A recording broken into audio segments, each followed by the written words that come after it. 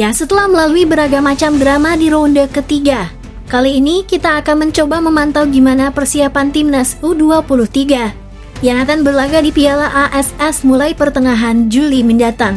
Dalam hal ini, timnas U23 akan ditangani oleh Gerard Van den Boer sebagai pelatih utama. Kemudian dibantu beberapa asisten termasuk Zulkifli Syukur sebagai mantan pemain timnas Indonesia.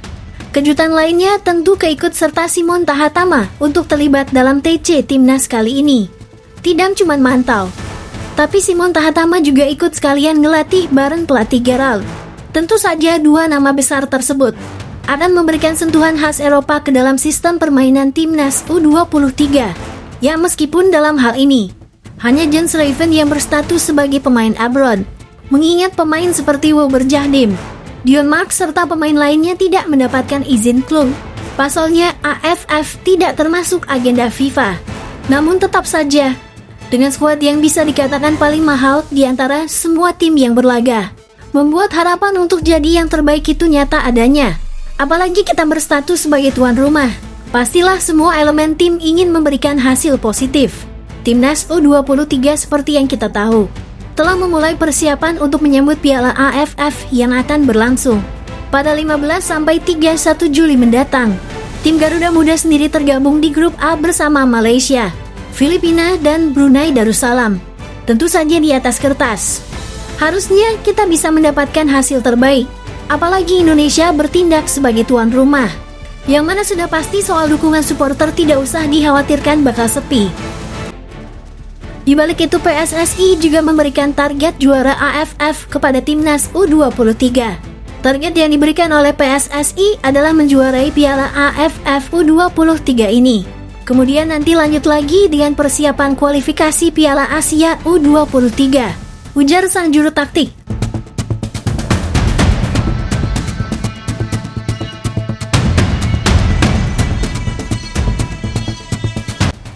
Di sisi lain, untuk mendukung target itu, Gerard Van den Boer diberikan kebebasan dalam memilih pemain maupun staf kepelatihan. Untuk staf pelatih, komposisinya sudah lengkap. Head of Scouting PSSI Simon Thahatama bahkan ditarik Van den Boer untuk menjadi salah satu asistennya. Tentu kehadiran pelatih baru maka skema cara melatihnya pun akan berbeda. Sama seperti halnya dengan timnas senior. Dulu ketika dipegang Sintayong, cara berlatih hingga bermainnya pun sangat berbeda dengan apa yang dilakukan oleh Patrick Kluivert. Jika Sintayong menerapkan berlatih yang sangat keras ala militer yang sangat disiplin, begitupun dengan Gerard Van den Boer yang mempunyai caranya sendiri. Gerard sendiri beberapa hari kemarin sudah mengumumkan nama-nama yang dipanggil untuk TC, dan sebagian besar tim yang dibawa adalah nama-nama dari tim U20 hingga U22 yang sempat ditampilkan oleh Sintayong di Piala AFF level senior akhir tahun 2024 silam. Nama-nama seperti Cahya Supriyadi, Muhammad Ferrari, Kader Arol Donitri, Ahmad Maulana, Victor Detan hingga Jens Raven tentu sudah tak asing lagi di telinga fans timnas Indonesia. Nah, di era pelatih baru ini, apakah timnas U23 akan mampu menjuarai Piala AFF jika melihat saat ditangani Sintayong? Timnas U23 Indonesia yang dipimpin Sintayong menjadi runner-up Piala AFF U23 2023 pada saat itu, di babak final yang berlangsung di Stadion Provinsi Rayong, Thailand pada 26 Agustus 2023. Alfandra Dewangga CS kalah dalam adu penalti 5-6 dari Vietnam. Ya, meski tidak juara AFF U23 di tangan Sintayong, namun Sintayong dan timnas U23 juga berhasil mencatat sejarah dengan lolos ke Piala Asia U23. Kemudian prestasi Sintayong bersama timnas Indonesia selanjutnya adalah membawa skuad Garuda Muda menjadi semifinalis di ajang Piala Asia U23 2024. Capaian itu diraih usai skuad Garuda lolos dari babak penyisihan grup dengan catatan 2 kemenangan dari total 3 pertandingan yang dijalani. Dan yang paling diingat adalah di mana Sintayong memulangkan negaranya sendiri dengan mempencudangi Korea Selatan di babak 8 besar lewat drama adu penalti.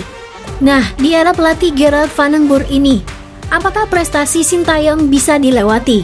Tentu doa kita untuk timnas U23 semoga bisa berprestasi lagi.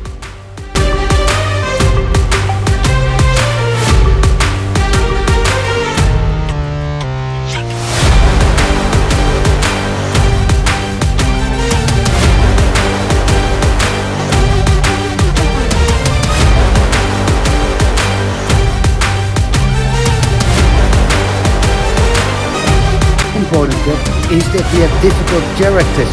You know, the players are not the same, but we don't need all the same players. Ya, meski Jepang sudah memastikan diri lolos ke Piala Dunia 2026 sebagai pemuncak klasemen grup C dengan catatan sempurna, Moriyasu tetap menyempatkan diri memberikan dukungan terhadap penampilan skuad Garuda. Meski ronde keempat masih jauh terlaksana, pelatih Jepang Hajime Moriyasu mengatakan, timnas Indonesia di masa pelatih baru ini belum memiliki chemistry yang baik. Namun meski begitu, ia mengaku kagum pada mental bertarung dan kemampuan teknis para pemain Indonesia. Lebih dari itu, ia menyadari betapa sulitnya meramu tim di tengah perjalanan dengan pelatih baru Indonesia saat ini. Hajime Moriyasu memberi saran kepada pelatih Patrick Kluivert untuk menguatkan pondasi dan chemistry terlebih dahulu di tubuh skuad Garuda. Percuma jika Indonesia mendatangkan pemain baru lagi, namun chemistry dan pelatih belum klop satu sama lain. Dalam hal melatih, kita tidak bisa terus-terusan menuntut para pemain sesuai keinginan kita. Kadang-kalanya kita juga harus tahu kelebihan pemain itu sendiri. Kelebihan itulah yang kita bisa andalkan ke dalam taktik sebuah permainan. Pelatih harus tahu setiap kelebihan para pemainnya. Dan begitupun para pemainnya harus tahu kelebihan apa yang dimiliki setiap rekannya, ujar Hajime Moriyasu. Ya, perjuangan timnas Indonesia untuk bermain di Piala Dunia 2026 semakin mengerucut. Sang Garuda akan menghadapi tim kuat dari Timur Tengah pada babak 4 kualifikasi Piala Dunia 2026 zona Asia. Timnas berhasil masuk ke ronde 4 setelah bertengger di posisi 4 di grup C babak ketiga kualifikasi. Hadir sebagai tim debutan di babak ketiga, timnas yang tadinya tidak diunggulkan mampu memberi perlawanan. 3 tim besar Asia dibuat porak-poranda oleh timnas Indonesia. Arab Saudi takluk, Bahrain berhasil dilumar, Cina pun bertekuk lutut. Bahkan Australia mampu dipaksa bermain tanpa gol.